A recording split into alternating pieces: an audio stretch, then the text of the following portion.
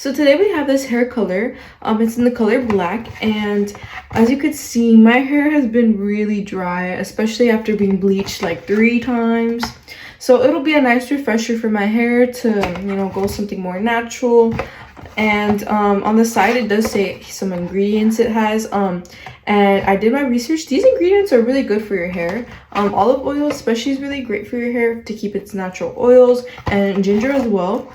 Some other ingredients. So yeah, we're gonna go ahead and try this out. It does have the instructions on the side, and here on the back of the box it does show some examples of how your hair could turn out after using this product. So let's go ahead and try it out. So in the box it comes with the dye itself, and it is in a nice little like bottle where you can cover it, so if you do want to save some for another use, which, you know, that's very convenient. And another thing is it does come with a hair cap and some gloves so that you do not stain your hands, because this product does start off clear, but then as it sits it does turn black. So you need to make sure to brush your hair to get the product evenly distributed throughout your hair. So after brushing out your hair, it is like a pump, so all you have to do is just, you know, pump it. As you can see, this is the color of it.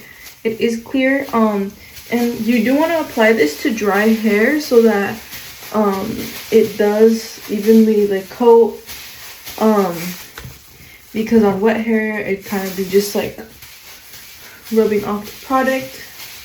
So it will foam like this. It is kind of like a shampoo, but it does change color. I would definitely recommend using shampoo to rinse this. As you can see, my hair definitely turned black, so we're gonna go ahead and wash this out and see the end result. So this is the after of my hair. As you can see, it's very black. All the kind of like blonde parts I had, they're gone.